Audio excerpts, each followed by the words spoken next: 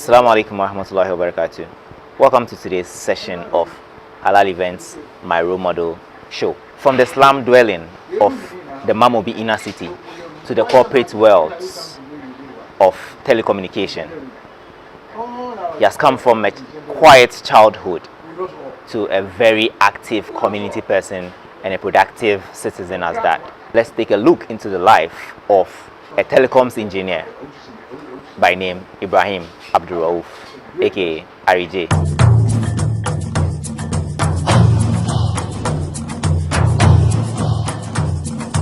Allahu Akbar, Allahu Akbar, Allahu Akbar, Allahu Akbar, Allahu Akbar, Allahu Akbar.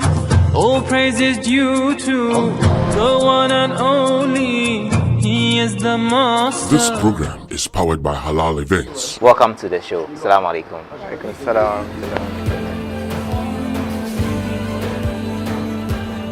My childhood was very quiet, really quiet. Like I don't have a lot of memories of playing too often, but there was a reason for it though. But like me, my childhood was more quiet. I don't have all those. I mean, roaming was like a punk when you are growing up in the Zungu, going about with boys, like jumping stuff here and there. But then I mean, wild stuff like So where did you grow up? Where did you grow up? I grew up in Mamobi. I was born in Mamobi. I was there till I think 13. When I was a kid, I noticed that they were a lot more firmer. They were strict on some things. I mean, there were some beatings when they had to. Like my parents didn't beat us too often, but then like it was very occasional, and it was so remarkable that it stayed with you for a very long time. So you didn't want to do anything to warrant that kind of beating anymore, right? But then you realize that as we grew, I realized that they did more of talking, and then now that I'm at the age I am, it's more of discussion. So they sit you down if there's something you discuss. So I realized that like they evolved with us as we grew, yeah, and that has really been helpful.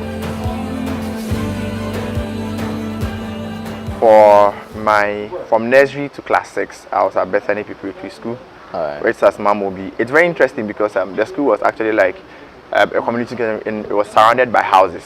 So it was like there are a lot of houses around, and the school is in the middle.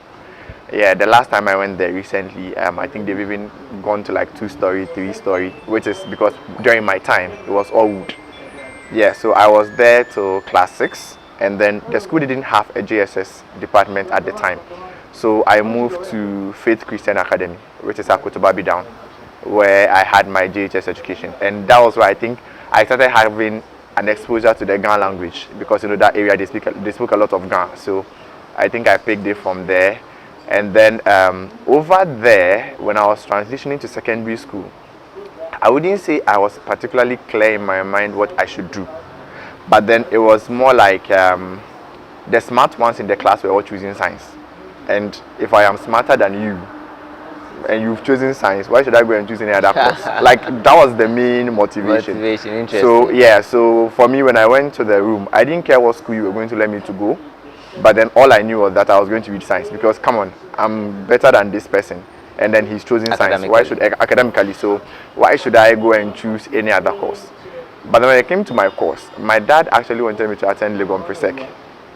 It's like for him, that's basically the main secondary school he knows in the country, because like one of my older brothers attended there, and he liked the kind of grooming that he had through it, so he wanted him to go there. But my mom, I wanted to go to a boarding school, and my mom was also buying into the idea, because she was like, if I go out there, it makes me firmer. So I ended up going to Ghana Secondary School. I read general science, and then so entering into Ghana Secondary School, reading general science, I mean, when I came home for vacation, any relative will ask, oh, what course are you reading? And then I'm like, I'm reading science. And then the next comment is, so you're going to become a doctor. I mean, SHS 1, SHS 2, it made sense to me, but SHS 3, I actually, like, it was the vacation between SHS 2 and HSS 3. I came to the house, and then, you know, those days, everybody was using Tigo, like for students. So I had to go and replace my SIM card. And to be honest, I just fell in love with their building. They had just opened their head office at Accra. So it was from there, I just was like, what exactly do you have to do to work in this space? So that was where it was like my interest flipped. And then when I went back to school the next term, my friend, my roommate actually, he was speaking about how KNUST has introduced a course which was telecommunications engineering. And then I just was like, okay, then that was the course I was going to do. It wasn't really by any form of like guidance or something, but it was like I was just go exactly. I was just going with what I felt like.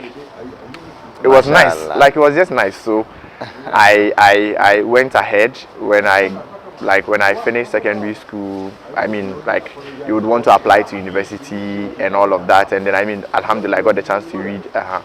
But in terms of people who influenced me, I think when I'm thinking about it today, I also like to give the credit to my parents, because my parents are not educated, and then they couldn't. It's not like they could really read or write what we were doing. But then I think somehow Allah just made school very interesting for me. So I liked going to school. And one thing I don't remember ever happening to me, I don't have too many memories of like to be at home because you didn't pay your school fees. Because if I can remember going back, I know I was one of the earliest people to pay my fees, right? And so it was like, I mean, they being conscious of that, it makes me feel like it is something that they wanted me to have, because there was that conscious effort of you go to school, and then when I brought anything for fees, it will pay. I mean, my parents weren't the type to go to PTA meetings. In fact, to an extent, to a point, my mom didn't even know my school. It was later on, because like in passing, one day I pointed, oh, this is my school, and because she wasn't the one who went to register me, and it wasn't my dad either. But then there was that attention they were paying to it. And then it was like anytime you brought the report card home, we were always encouraged to do better. And alhamdulillah, we used to do very well. So there was always that encouragement. So it's not like they'll sit with you to do the assignment. But I mean, for your parents who are always conscious to make sure that the fees is paid and you don't get out of school.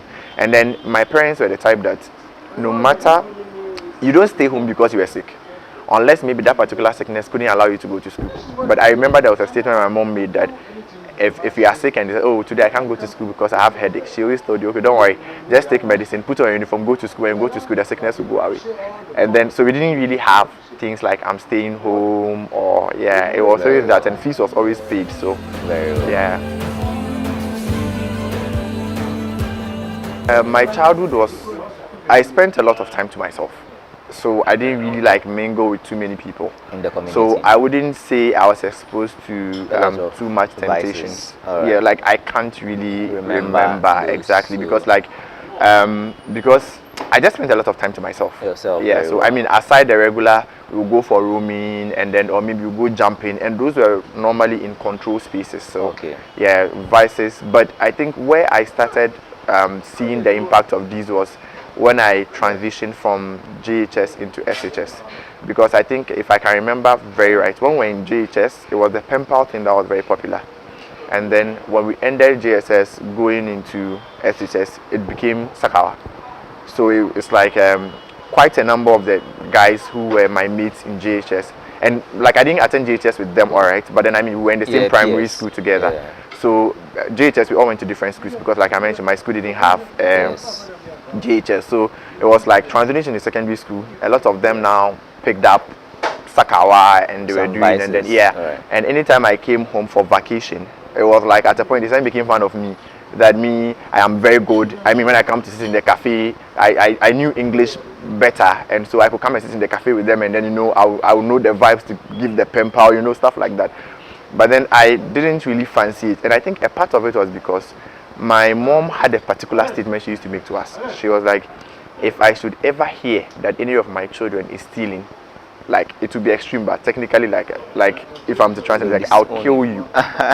So exactly. So it's like having that at the back of my mind, it served as a premise. And then at the age, I think my parents started having personal conversation with me. So it was one of those things that I could be talked to about. I remember one conversation I had with my mom. Then Mohawk was becoming very popular, and then I came and sat with her and I said I wanted to go and do Mohawk, and then she didn't scold me. The comment she made was, well, she doesn't really mind, but she sees it that it is something for bad boys, so I shouldn't do it. And that stayed with me, because in as much as I admire the hairstyle, I also didn't want to be identified with like a bad group or something. So it stayed with me, and then I still continued my school normally. Alhamdulillah, I did very well. I think the most memorable influence I'll have from secondary school would be one teacher. Unfortunately, his name escaped me, but he came from another school to our school, and then he brought an initiative called it was called Trailblazer for Public Speaking. Yeah, and then what he did was if you were in a particular class, you were reading a particular course, they gave us topics that was for like university studies, and then you go kind of like do some research on it and then come and present it in front of the whole school. My class, when you got to attend, I was chosen to represent my class, like together with I think my class prefect and then someone else. And before that time, I hadn't like spoken in front of the entire school before. I mean, I do speak in front of my class, but the entire school was like a different thing altogether. My school was a mixed school, so you know, like when you are standing there, the ladies is like the whole school, everybody's looking into your face like that. So yeah, so the day came, and then like I stood in front of the entire school and did the presentation, and it was like from then the fear went away, right? And then I think subsequently I became the preps prefect for the school, and then like, so I think that was where I got the ability to now stand in front of a lot of people and speak regardless, because I had gotten over the fear. So I think that would be the most memorable development I think I had from secondary school. Very well. Aside that, it was just taking your studies seriously, normal, and then going to school, having good friends, having friends who took studies very seriously, so because studied with them exactly, and we all went to the university together. We were in the same university, so yeah. If I'm looking at what shaped my life, I'll put a lot of emphasis on my university year. So I entered KNUST in 2010. That's Kwame Nkrumah University of Science and Technology. And I read telecommunications engineering. And if you remember, I earlier mentioned that that was the course I decided I was going to use. Yes. And to prove how adamant I would be, I bought just one form, and it was my first choice course. So my parents didn't like the idea, because my parents wanted me to go to medical school Legon, and they wanted me to apply for biological science. But really, I remember we having the conversation and me trying to convince them that engineering had equally good prospects as medicine, right? But then it was just all me trying to give them the vibe to follow what I really wanted to do, because I wouldn't say I was doing it per direction per se or per guidance per se, but it was just what my heart felt like I needed to do. My instincts just kind of like, yeah. So I entered into the university, I started my course, and then I was heavily involved in GIMSA. And it was because I was already involved in GIMSA at secondary school stage. I was our chief imam in secondary school for GIMSA. So when I transitioned into university, it was easy for me to like just identify with the community, because I already loved it. I loved the experience I had at secondary school. So that was when I actually started becoming very conscious of things Islamically. Like I told you, I turned into a mixed school, and then things like handshaking were very popular. But when I went to the university, I became more conscious about it. So that was when I actually paying attention to the very fine details of Islam, and I loved it. So I was doing my course. I was heavily involved in GIMSA, and then that's the Ghana Muslim Students Association. Yeah. So by second year, I became the deputy chair for the education committee. And what we used to do is we used to be in charge of going to secondary schools and then talk to them about like taking the deen seriously, taking their studies seriously, basically like merging the two, not leaving the deen behind. Yeah, and then when I was going to my final year, I took the position of GIMSA president. Yeah. For me it was a very, very trying time for me, because I had to face, I would say that was where I faced my biggest fear. I had to say no to people I considered to be very close friends. I had to lose some friendships. I had to do, like, I remember making a statement to my roommate that if I had been able to run GIMSA KNUST, I could get married to 4 wives and be fine.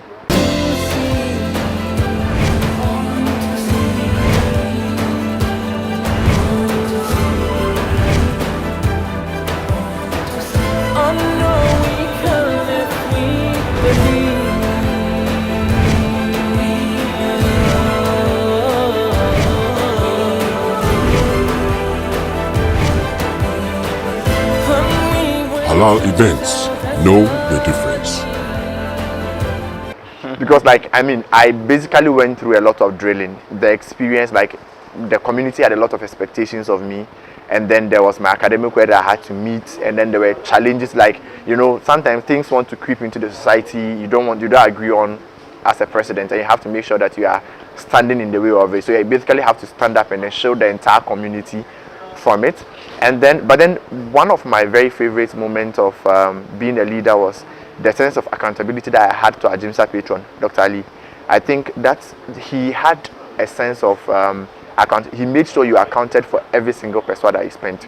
So anytime we were going to him to like defend the program, he wanted you to tell him what outcome it was going to be and if that amount of money was worth spending on that program. He continued to query everything we bring to him to this. It got to a point where before I sent something to him, I questioned myself.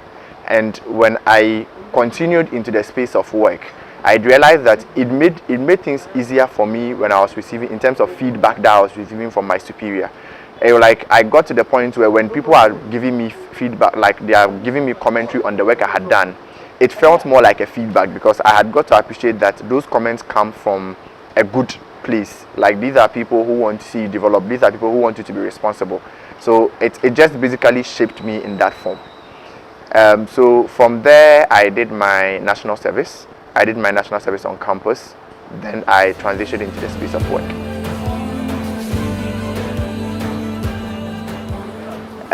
For corporate working, I'll say I've worked at two different places. I've worked in Vodafone Ghana, and then currently I'm working at MTN Ghana. All telecommunications. Yeah, all telecommunications company.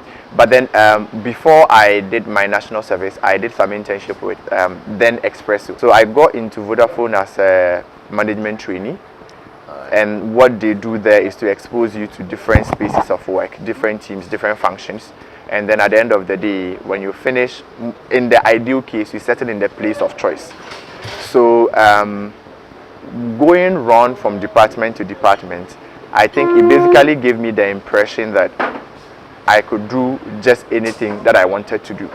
So within the telecom space. I mean, I didn't really limit myself to the telecom space because but I remember it exposed you as well. It really exposed me beyond, because I remember one senior manager called me into a meeting room and then asked me what I wanted for my career. And then very quickly before I responded, he told me that when I am asking you for your career, don't limit yourself to the telecom space. I want to know what exactly you want to do. So that kind of like opened me up to the entire space of work. And then if you could remember, I studied telecoms engineering at the university. But when I came into the space of work, I worked with the engineers for like 4 months. And then I realized that it wasn't really what I wanted to do. So I continued, and then I settled in the space of finance.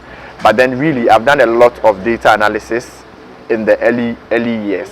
And then I went into financial planning, which was more like an accounting space. And I didn't really have accounting, but then because I was always moving with that mindset of if you put your mind to something, you should be able to do it, I was able to fare very well in that space as well. Then I transitioned into, currently I'm at MTN Ghana and I'm working with their marketing department doing like marketing analytics. So I think that mindset to want to explore stayed with me. And so for me, at any point in time, I feel like if I am, all what I need to do is consciously know about it and then decide that I want to push for it. So the first thing is you should be involved in the community, extra activities when you're on campus, because it's a core part of the consideration that they will look out for. That's why it means that exactly, because like you need to make, I think for most of the trainings, you need to make a minimum of a second class upper, and then other things are considered. And so for them to make either a first class or a second upper and still have enough involvement in the school community, it just gives them the sense that you are a versatile person and then you can do a lot of things. So that's the first one. And then the second one is be curious to learn stuff beyond what you are studying. So for me, I see faith to be the very central part of everything I have done. From university, I started actually becoming very conscious of faith, and I think it's from university that I made very conscious decisions about the career that I wanted to have. I mean, not to say that I had made I've called out specific things I needed to do, but then at least I became conscious of jobs that I shouldn't do because I'm Muslim. And then coming into the space of work today, I see faith to be what is guiding every move I make, because at any point in time I want to be very conscious of the move I'm making. And personally, I've realized that it's benefiting me a lot, because I chose to take Islam very seriously. I have put things like honesty, things like integrity, things like as in like meeting deadlines when you promise it. For me, it goes beyond just what discussions or what the company expects of me. For me, the mere fact that it's a commitment I make to somebody and then I need to meet it because I'm Muslim is like the key driver. So these are avenues I feel like faith has really influenced me.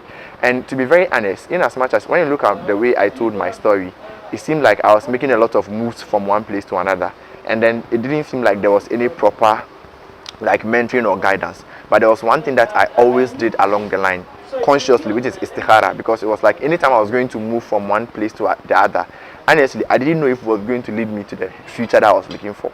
But then at any point in time I did istikhara and then just left everything to Allah. Istikhara is basically a prayer you make to seek guidance from Allah and then to seek blessings for the moves you are making. It stabilizes me. It makes me feel like, look, I don't know what is ahead, but then I know that Allah subhanahu wa ta'ala is the one leading me. I mean, I've had friends who have told me I have a very critical stance on who a role model should be when it comes to Muslims. But then I feel like I want to stand by that, because my belief is that we as Muslims, our focus is not just the dunya. The akhirah is our key focus. Whatever it is that we are achieving in this dunya, it is so that it facilitates the akhirah for us. So for me, in the ideal sense of things, I see a role model to be somebody who has excelled in their affairs in the dunya and is also taking the deen very, very seriously to the best of their ability. I don't mean everybody should become a scholar, but at least if I'm getting close to you, I want to appreciate and admire you for your Muslim identity and your Muslim way of doing things first, before I admire every other thing that I do with you. But if I have to get close to you because of what you are, and then later I have to get into the conversation before finding out if you are Muslim, then I feel like for the Muslim community something is lacking. As to whether we have them, I mean, if I'm adding the extra leg of we taking the deen seriously along the successes that we are chalking, I think we still have a lot of work to do. But I do believe that we have some people who we can take as role models, but then we don't have enough platforms to highlight them. Some of them are shy and they don't want to speak up. That is one, which is fine. And then the other thing is that we don't have a lot of platforms. So I think avenues like this are very good, because now they bring these people to the forefront, and then our youngsters get to see that, okay, I can still pursue whatever I want and then still be a very good Muslim as well. For those of us who are growing up now and getting married and having children, I think there are lots of things that we blame our parents for. When you go on social media, it's a common sentiment to see that my parents didn't send me to madrasa, my parents, I didn't grow up in a community that they were Muslims, stuff like that. Our parents are gone. Now we have the opportunity to be educated, right? At least, even if we don't have Islamic knowledge, we have appreciated what impact it has had on us. So what we should do is to want to be different from our parents. We should give our children the exposure they need. We should give them enough exposure to the Muslim community as we are giving them to the schooling community. There was a quote, I don't know if I read somewhere, somebody told it to me, but it's like, when you choose a school for your child, you are choosing a lifestyle for them. And we know that our school communities are largely like non-Muslim. So it is very, very important that as you are giving the child the school community, you also give him the community that has a lot of Muslims that he can identify with. Because aside the training you are giving the child, it is that community that helps in streamline some of the stuff that they pick from school, either from friends or like the malams and the exposure that they have. And then the Muslim leaders, I think that if they really want to help the youth, they should create the avenue for the youth to be able to interact with them, right? I normally don't like to put this blame on the leader, because I feel like it's a two-way street. The youth should also make it easy for the old people to like interact with them. Sometimes I feel like we the youth are very dismissive of the old people. I was asking a friend, if you want an imam to speak about how to have like a romantic marriage and all of that, I feel like to an extent you are being unfair to him, because he had a template he grew up with. He's not exposed to all the things we are seeing on social media today. So if you expect him to come and speak on it, what exactly do you want him to speak about? But if this person had a younger person who was close to him, updating him on what's happening, so at least he knows what's happening. So when he's coming to address the youth, he knows that, okay, so this and this and this is what I know is trending what time among it is. Exactly. Mashallah. Thank you so much, Ari J. Abdul-Rauf, Ibrahim, for being with us today, pleasure. sharing your story. It's been an inspiring one, a lot of lessons in the stories. We hope that many who watch this, program would be inspired by your story and will learn lessons for their life. Jazakallah khair. Thank you so much once again. Wassalamu alaikum wa rahmatullahi wa barakatuh. Alaikum salam wa rahmatullahi wa barakatuh. This program is powered by Halal Events. Halal Events. Know the difference. All praise is due to the one and only